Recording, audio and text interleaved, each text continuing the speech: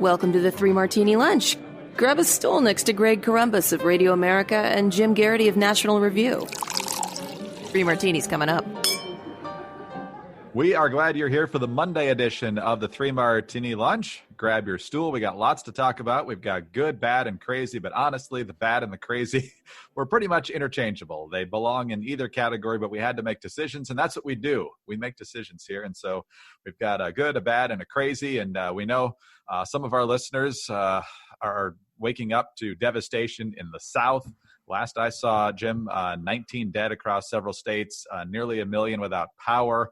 And it's headed towards the East Coast now. We might see some rough weather here in the D.C. area a little bit later today. And at a time when nerves are frayed enough, losing power and, of course, losing life is the last thing we need right now. So hopefully the weather's not as severe the rest of the way here. And thoughts and prayers certainly go out to everyone who's already been affected by this. Yeah, one of the things that, in the back of my mind, there was this kind of tinkling of wind chimes. Although some people might interpret that as a sign that the wind blows through my mind, not encountering very much.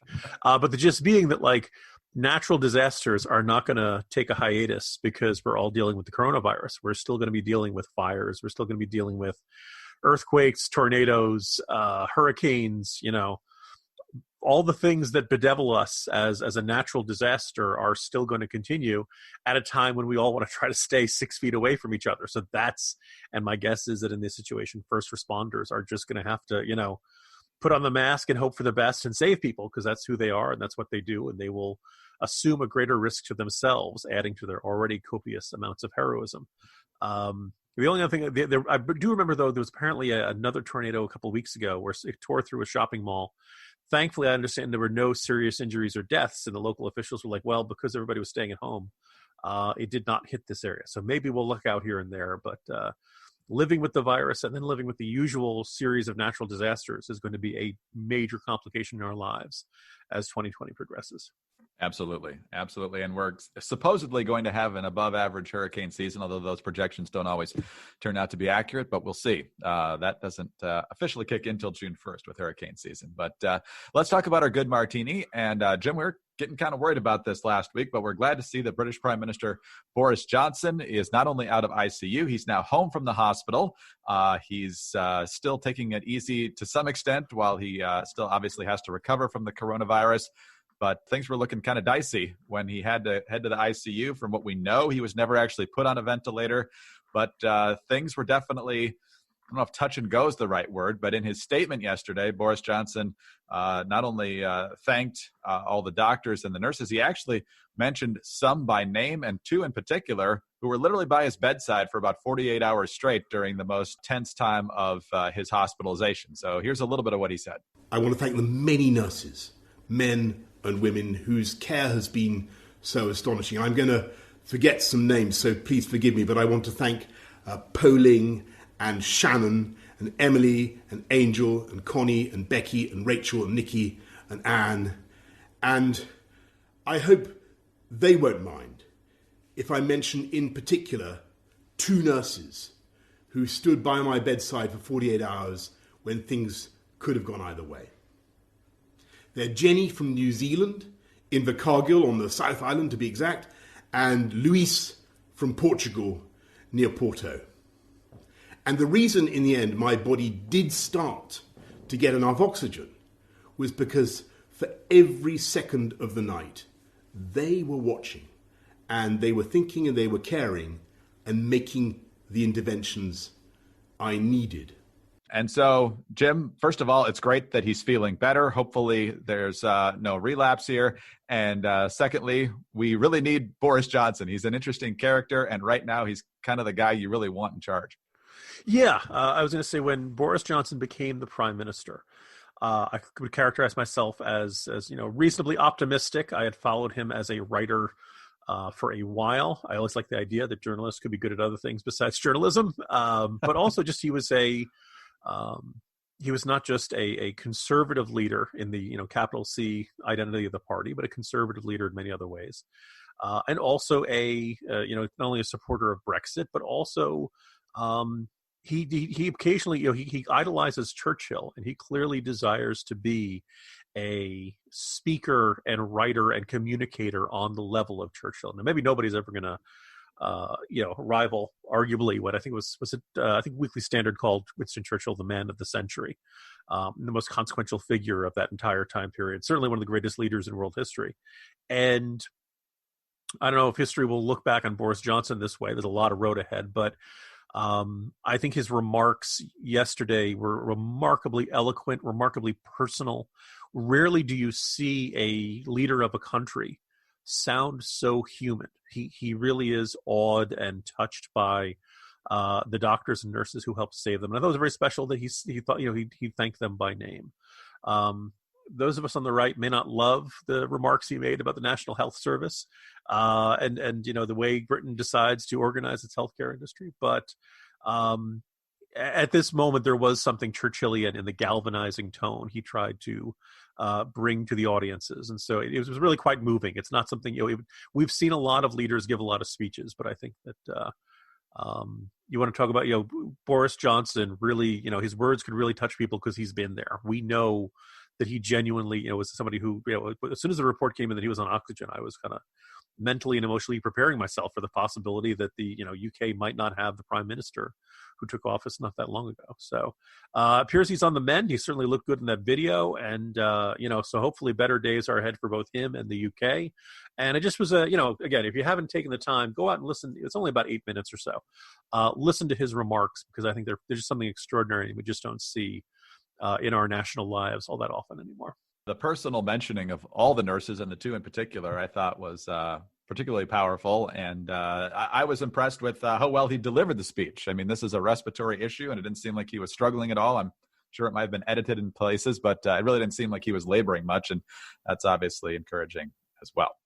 All right, Jim, let's move on to our bad martini now here. And we've kind of dabbled in this topic, but as this lockdown goes on in various places around the country due to coronavirus, it really is getting kind of insane in some places. And specifically Michigan, where I'm from, by the way. Gretchen Whitmer, the governor there, who's clearly auditioning to be the running mate for Joe Biden. In fact, she had a glamour shot done of her, and because, that's essential work, and a profile done of her because she clearly wants this job on the ticket. But she has now locked things down even farther in Michigan, to the point where you cannot go from one residence to the other, even if you own the residence. And this is kind of an issue because a lot of folks have cabins up in the northern part of the state, and they don't want a lot of people headed up there because the healthcare systems up there can't handle a lot more people if anything breaks out there. But at the same time, you're not even supposedly allowed to go visit other people's houses, maybe even drop things off on their porch. I don't know how strictly they're going to enforce that, but it's clearly getting under people's skin in Michigan. She's also decided that you can't buy non-essential items even in stores that are open. So literally sections of stores that are open where you could normally buy things, certain things you can't buy. You can't buy baby car seats, because why would you ever need that? You can't buy seeds or things that you would plant into the ground for gardening or flowers. My favorite part, though, Jim, is that you can still buy lottery tickets. So, we need that state revenue. Yeah. Exactly. In reference to some other states, Bill Barr and the Justice Department saying they're going to be looking into the way some local jurisdictions and state police were cracking down on folks going to drive-in services for Easter and so forth. So what do you make of the tightening of the screws here? Are we seeing wannabe autocrats on parade or something else? No, I think you're accurate there. My colleague Andy McCarthy had a very good piece about this, and today's Wall Street Journal editorial also has another one. Again, looking at several prominent examples, but obviously I think Whitmer deserves particular attention in this, in part because she has somehow catapulted to apparently the top tier of potential running mates for Joe Biden, because she is the governor of a major state. She's a woman. She's a fresh face, et cetera, et cetera. But look, let's face it, some of her decisions on this have been terrible. And you have a sneaking suspicion that her national reputation is being driven in part by fighting with President Trump and not by her record in governing. Look, I'm going to read a little bit from the Wall Street Journal editorial. Michigan state officials have also imposed a series of heavy-handed restrictions, including bans on supposedly non-essential sections of supermarkets, which can have accordingly been cordoned off. Like, it's not just like, we can't sell you that. We're going to put, I'm surprised they haven't put police tape, right? Or some sort of, An iron curtain is descending down your Walmart at this rate. Under Governor Whitmer's order, a Michigander can buy a bag of candy or a lottery ticket, but not a pack of seeds or a can of paint. First of all, are any of these folks dealing with kids at home? These kids need paint. These kids need things to do, right? Michiganders can enjoy a boat ride by themselves or with their dogs, but not if the boat has a motor. Well, as the Wall Street Journal editorial board says, the logic of these seemingly arbitrary distinctions must elude most Americans. Look, as I said, kind of summarize a very good piece by Andy yesterday. The moment people think this stuff is petty or people with Napoleon complexes, trying to throw their weight around and acting like, Eric Cartman, respect my authority, people are going to start saying this is all nonsense. Clearly, this isn't really for a health reason. This is just them being on a power trip. Screw you. I'm going to do what I want to do. And people will stop paying attention to any of this quarantine stuff. I would really like to see, in addition to folks like you and me and Andy McCarthy and the Wall Street Journal editorial board and other folks at National Review, I would like to see the Anthony Fauci's of the world come out and say, this is going too far. This is not going to be helpful, because the Anthony Fauci's of the world need people paying attention to the real quarantine rules, the ones that make more sense. We don't need them kvetching, and I'm going to pick a particular moment to yell at the woman who yelled at myself and my wife for walking right next to each other on a path near our home. Listen, Karen, I know you got a medical degree from the University of Wikipedia, but it turns out that video, that CGI that people have been running around saying, oh my goodness, when you jog, you're exhaling all of this oxygen. It's by somebody who has no medical background whatsoever, right? This is really good on the computer graphics, not good on the actual medical knowledge, right? So, this has unleashed everybody's inner busybody. And the more you see this, like the guy being yanked off the bus in Philadelphia, right? All these other cases, the more people are going to say, this is nonsense, in other words, and they're going to say, to hell with this, I'm going to do what I want. America has spent roughly a month in self-quarantine, apparently 80% of the counties in the country right now. This is all largely being done voluntary. All of the enforcement of our laws is largely done with the consent of the governed, right? If 1 million people decide to break the law simultaneously, there aren't enough cops in any city to deal with that. This is why everybody's got to be on their best behavior, and there are occasional signs of improvement. When Louisville, Kentucky Mayor Greg Fisher tried to prohibit the drive-through services, federal judge Justin Walker said, what the heck are you talking about? This makes absolutely no sense. This doesn't make epidemiological sense. It doesn't make constitutional sense. No, you can't do this. Thank you, Judge Walker. And I'm really, again, we need good people in government to start stepping on these penny ante dictators who want to take over people's lives and stuff like that. If you're a cop, you should not be putting people in handcuffs because they're violating social distancing laws, in part because you can't put handcuffs on people without getting within 6 feet of them. So do you think it's just going to be mass civil disobedience if this continues, or do you think it'll be more of a lawsuit thing? Well, lawsuits are already flying around, Greg, but my sneaking suspicion is that mass civil disobedience, I think, is, look, people are going to start ignoring the quarantine rules when good weather comes, whether this happens or not. The extent of the disobedience is going to be, like this, we've already seen the kids on the beach in Florida, stuff like that. When weather gets really nice, people aren't going to stay indoors. It's just a part of the human condition. It's baked in the cake. So the question is, how bad does it get? And the more irresponsible government officials get, the more widespread everybody's going to say, this is like security theater at the TSA. This is all stuff that's designed to make us look safe. It doesn't actually keep us safe, and they'll start ignoring it. And that's when you'll really start having additional spread of the disease. You mentioned the dust-up that Whitmer and Trump got into because Trump called her that woman from Michigan instead of Governor Whitmer or whatever else he could have called her. And so then she did an interview with a T-shirt that said, that woman from Michigan. Jim, I don't know about you, but didn't that smack to you of that mayor in Puerto Rico who ended up doing more TV interviews than actually helping people after the hurricane? Yeah. And, one of the things, like, look, if you're in an absolute crisis, DEFCON 1, red alert on the Enterprise emergency, who's got time to go off and print up a special T-shirt? Is that essential? Did you come within did somebody throw it at you from a distance of more than 6 feet away? All right, well, let's talk about our crazy martini now. And for that, we go to the August pages of the New York Times, bearing this story on Easter Sunday, no less. But the way they tweeted this out and the way they even phrased it in the story itself made it quite clear that this was not just going to get ignored and have everybody move on from it. I don't think we've even talked about this underlying story, Jim, but there's this former Biden staffer from way back in the early to mid-'90s named Tara Reid, who has alleged that he sexually assaulted her. And the New York Times has looked into this, and here's a bit of their Twitter thread from yesterday. Tara Reade, a former Senate aide who last year accused Joe Biden of inappropriate touching, has made an allegation of sexual assault against the former vice president. A spokeswoman for Biden said the allegation was false. Soon after Tara Reade made the allegation in a podcast interview released on March 25th, the New York Times began reporting on her account and seeking corroboration through interviews, documents, and other sources. A friend said Tara Reade told her the details of the allegation at the time, and another friend and a brother of Reade said she told them over the years about a traumatic sexual incident involving Biden. Here comes the magical tweet, though. No other allegation about sexual assault surfaced in the course of our reporting, nor did any former Biden staff corroborate Reade's allegation. We found no pattern of sexual misconduct by Biden beyond hugs, kisses, and touching that women previously said made them uncomfortable. Well, that tweet got ratioed to oblivion, and then the New York Times deleted it and came back with a cryptic tweet that said, we've deleted a tweet in this thread that had some imprecise language that has been changed in the story, and the way they changed it was they just made it, we found no pattern of sexual misconduct by Biden. They left out the hugs, kisses, and touching that other women said made them uncomfortable. And Jim, a lot of folks have been pointing out on Twitter that apparently Reade didn't specifically name Biden in her recent criminal complaint, and there's some other issues related to this allegation that makes some folks wonder if it's on the up and up. But for the New York Times and so many others who went to war against Brett Kavanaugh on far less information, this is quite the cover-up here. Yeah, it's spectacularly different. And right before we started taping, you mentioned that as soon as you saw the tweet, you took a screenshot, because we all kind of know how this works now. If CNN's reporter and initial headline writer writes something that says along the lines of Senate Democrats block relief bill, grab it, take a picture of that screen, because it's not going to last very long. At some point, CNN's going to say, oh, wait a minute. That headline could get people to think badly of the Democratic Party. We can't let that happen.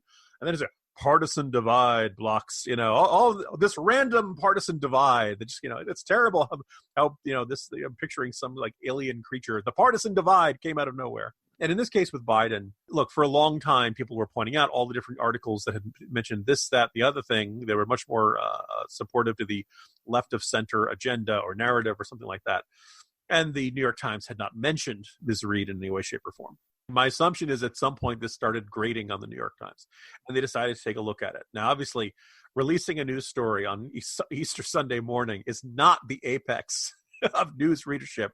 In fact, generally, news holidays are the least read days of the year for a newspaper. Which back in my wire service days meant that was the days I could get almost any article into the paper that day, because they just needed, they needed it because the regular staff didn't want to work those days. And just there was a gaping hole in the news pages. That's where they all right, stick something in there. It's not like anybody's going to be reading this stuff anyway. This was the high standards of my early journalism career. He takes up space, ladies and gentlemen. But in this case, there are genuine questions to be a little skeptical of Ms. Reade's account of things. I do think you can make the argument that there is a difference between Biden's weird hands on shoulders and nose behind the neck, hair smell. Like, look, this is weird. This is creepy. This makes some women uncomfortable. I think you can say that this is qualitatively different than a full-on sexual assault. But the wording of the New York Times tweet really does sound like, other than the interruption, Mrs. Lincoln said she enjoyed the play. And one of the arguments that came forth through Me Too was the argument of like, look, perhaps not everyone was involved in, perhaps not every sexual predator behaves in a manner of violent assaults and throwing somebody down and forcibly taking someone. But that doesn't mean that the hands on the shoulders or touchy-feeliness or unwanted kisses or other forms of touching are no big deal. We have an ability to make these kind of distinctions. We've all seen Biden's behavior in one category. This doesn't automatically mean that he did the other things he's accused of. On the other hand, I don't think you can necessarily cite that as exculpatory evidence. The argument of, oh, come now. We all know that Joe Biden only enjoys smelling women's hair. That doesn't seem like a terribly persuasive argument either. But every single decision that the New York Times made in this screamed of an effort to check the box, to get everyone off their case, to say that they evaluated it and they came to the conclusion that there's nothing there worth further investigation. It's not even that they dismissed it. That's problematic in and of itself, but they're so inconsistent about how they apply it. I mean, this allegation, whether it's accurate or not, has a lot more detail and actually has contemporary accounts, but they went wall to wall with Kavanaugh, who had an accuser who couldn't even remember what year it happened. I was going to say, the contrast with Ford and how many people who said they chose to believe her despite the witnesses who contradicted her, despite the lack of a specific location, despite the lack of a specific date. Eventually they were kind of narrow it down to a couple-month window. Most people said, well, I choose to believe her. Perhaps one of the example that sticks most in my mind is Caitlin Flanagan, an otherwise excellent writer for The Atlantic, but who described some traumatic event in her past and said, well, because this happened to me, I choose to believe her. Well, the fact that happened to Caitlin Flanagan does not necessarily mean that what happened to Christine Blasey Ford happened, or that she's remembering it accurately, et cetera, et cetera. It was this, this interesting standard of just because I have a corner post that's on this particular angle. So if you believe that one case of an assault happened, then you have to believe other cases of assault. Does this mean that if one lab accident happened, you have to believe other accusations of lab accidents? Sorry, that's just been on my mind lately. A lot of creepy, freaking you out lab accidents have happened over the years. But no, couldn't have happened in this one. No, the Wuhan labs are just too professional. They're just too well trained. It just doesn't happen, or at least that's some folks are telling me. Sorry, that's where my mind is these days, Greg. Yeah, it's it's just amazing to watch the difference here. And I don't know if it's just Republican versus Democrat. I think that's probably part of it, or whether we're seeing the fact that any allegation against Joe Biden because of the desire to take down Donald Trump this year in the presidential election means that they're going to be deflecting and carrying water even more than usual. But yeah, I mean, if Bernie Sanders was the nominee, would this be getting this treatment in the New York Times? Probably not. Or would it just be ignored entirely because Joe Biden would be considered irrelevant? Would the folks on the right who are saying we should listen to Ms. Reid be paying as much attention if Biden was not the nomination? So anyway, that's again, motivated reasoning is a hell of a drug. Well, on that fun note, we're glad we're off to another good start this week. Let's hope we've got plenty of good news as the week unfolds. Jim, we'll talk to you tomorrow. See you tomorrow, Greg. Jim Garrity, National Review. I'm Greg Corombos of Radio America. Thanks for being with us today. Please subscribe to the podcast, leave us a kind review with 5 stars, and don't forget that you can get us on those home devices by saying play 3 Martini Lunch podcast. Have a great day, stay safe in the storms, and we'll see you on Tuesday for the next 3 Martini Lunch.